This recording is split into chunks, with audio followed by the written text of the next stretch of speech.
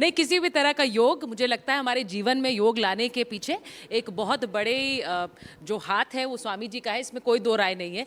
लेकिन स्वामी जी, जैसा आपने कहा कि जो स्वदेशी वाली सोच है वो हमारी भी है, आपकी भी है, और आपसे मुझे लगता है कि प्रेरणा हमें भी मिलती है जब हम आपको सुनते हैं। आपका ग्लोबल स्टूडियो में भी देख करके आया, और global and made in India.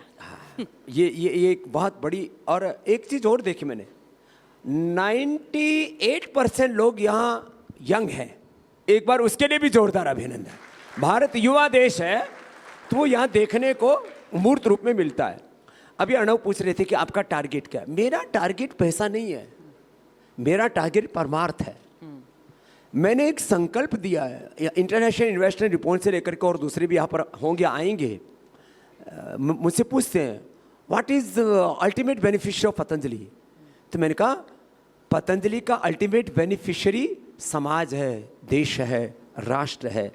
We are using 100% profit for charity, prosperity for charity. This is our philosophy.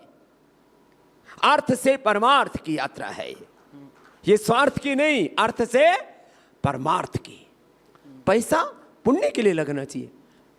मुझे कोई महल नहीं बनाना, मुझे तो अकिंचन रह करके, हमारे ऋषियों का सिद्धांत है, वैयक्तिक जीवन में तपस अपरिग्रह, वैयक्तिक जीवन में दरिद्रता, सार्वजनिक जीवन में वैभव। इसलिए तो हमारे यहाँ कहते हैं ना, तन में गरीबी मन में फकीरी, दिल में दया राख जोए, संतरी संगत में बैठ मारी सुरता, साच कमाई जोए, हेली मारी निरब रही जोए, दुनियादारी ओ गणगारी जन भेद मत दी जोए, हेली मारी निरब रही जोए। तो ये दुनियादारी में बड़े ओगुण है, बड़ा उथल पुथल मामला है। सब यूँ सोचते हैं अरे बाबा को कुछ नहीं चाहिए, फिर बाबा ये सब क्यों कर रहा है। मैंने कहा तेरे पेट में क्यों दर्द हो रहा है? स्वामी होकर के ये सब क्यों कर रहा है? मैंने कहा मैं 3 बजे उठ करके रात को 10 बजे तक मैं मेहनत करता हूं ना, मैं अपने आप को खपाता हूं ना, तेरे को परेशानी क्यों हो रही है? सन्यासी को इतना काम क्यों करना चाहिए? मैंने कहा मैं काम कामयाबी के लिए नहीं कर रहा हूं, मैं काम भारत माता की सेवा के लिए कर रहा हूं, मानवता की सेवा के लिए कर रहा हूं।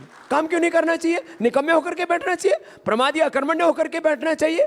तो लोगों ने मेरे सन्यास पर प्रश्न उठाए, क्या सन्यासी को ये सब कारोबार करना चाहिए? मैंने कहा कारोबार नहीं, ये व्यापार नहीं, ये करोड़ों लोगों के उपचार और उपकार की भावना से 5 लाख लोगों को हमने डायरेक्ट इनडायरेक्ट एम्प्लॉयमेंट दिया हुआ है। और अभी जो आगे हमारा ऑयल पाम और एडिबल ऑयल मिशन है, 5 लाख लोगों को और देने वाला हूँ, 10 लाख लोगों को। मैंने यहाँ पर सुना कितने हजार कितना था यहाँ का भी काफी बड़ा आंकड़ा था, अभी बता रहे थे अणव,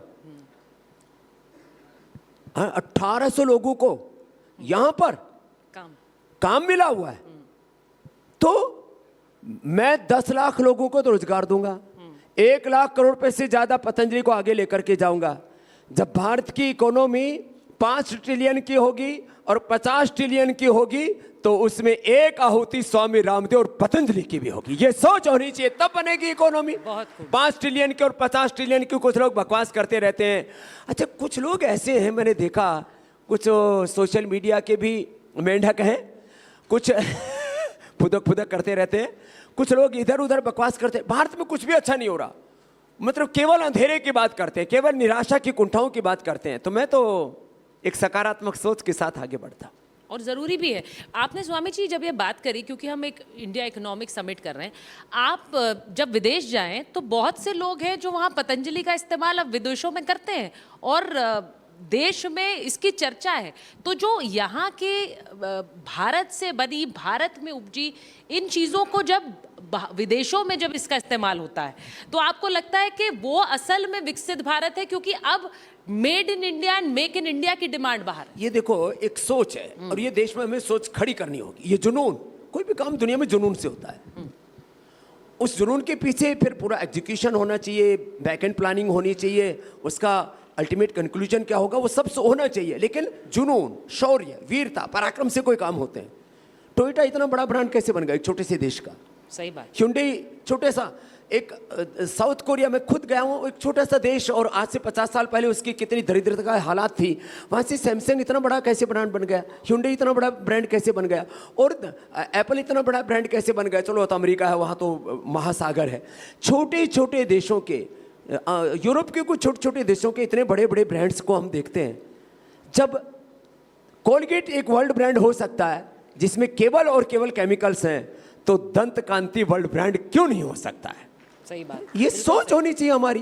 तो ऐसे तो सैकड़ों, एलन मस्क को लोग बोलते हैं अब तो ट्रंप के साथ में एक बड़ी जोरदार गठजोड़ हो गया है, और एक ही दिन में 250 लाख करोड़ रुपए उसका मार्केट कैप भी बढ़ गया, और भी आगे पता नहीं क्या क्या होगा। लोग कहते हैं एलन मस्क उतने इतने ये कर दिया, इतनी टेक्नोलॉजी लिया है। हमारे पास वो टेक्नोलॉजी है, we will provide health for world. ये हमारे पास में ज्ञान है, विज्ञान है, प्रज्ञान है, अनुसंधान है। हम पूरी दुनिया को मधुमेह से मुक्त करेंगे, हम पूरी दुनिया को बीपी से, शुगर से, थायराइड से, अस्थमा से, अर्थराइटिस से, स्ट्रेस, एंजाइटी, डिप्रेशन से, कैंसर से बचाएंगे। कौन बचाएगा? हमारे पास में वो पूर्वजों की विरासत है जिससे हम पूरी दुनिया को स्वास्थ्य भी देंगे, समृद्धि भी देंगे, शांति भी देंगे, और युद्ध से नहीं, दुनिया बुद्ध से और शुद्ध होकर के योग से चलेगी। ये देंगे हम, ये है भारत की सॉफ्ट पावर। तो इस सोच के साथ हमें आगे बढ़ना पड़ेगा।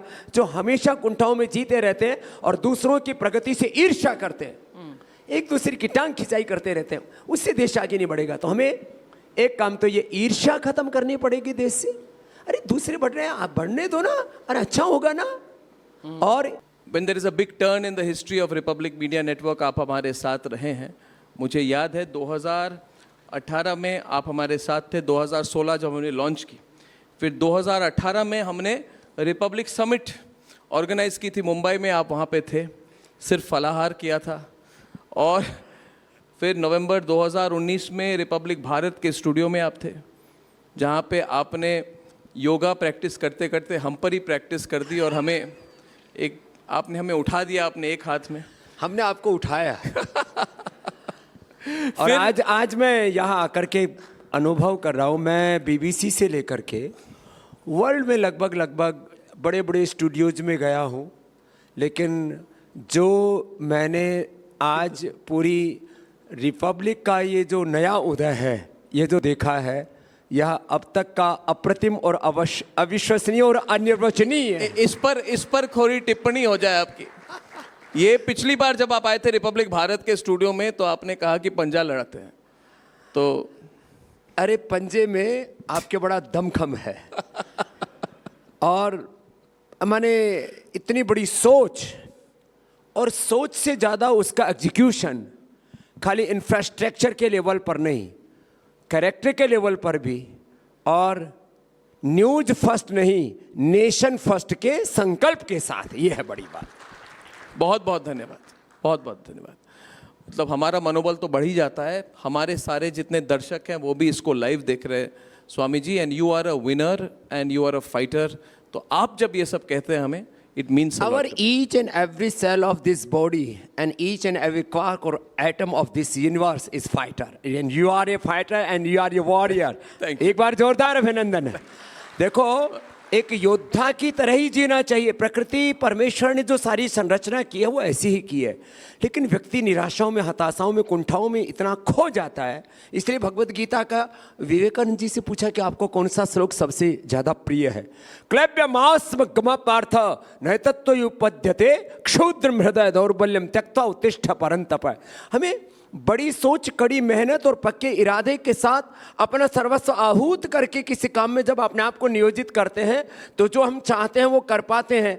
आप कहाँ एक पत्रकार इतना बड़ा साम्राज्य खड़ा कर सकता है, वो मैंने दुनिया में पहली बार देखा है। एक बहुत साधारण सा पत्रकार एक असाधारण कार्य कर सकता है। एक साधारण किसान का बेटा गवर्नमेंट स्कूल में पढ़ करके, गुरुकुल में पढ़ करके संस्कृत बोलने वाला एमएनसीज की बोलती बंद कर सकता है, वो भी हमने करके दिखाया है। लोग कहते थे ये हिंदी पढ़ने वाले, ये संस्कृत पढ़ने वाले, ये क्या करेंगे, इनको इकोनॉमी का कखा नहीं आता है। तो लेकिन आदमी के भीतर जज्बा होना चाहिए, वो जज्बा आप में है। और स्वामी जी, हमने जब लॉन्च की तो हमें कहा गया आप पत्रकार हो, आप अपनी मीडिया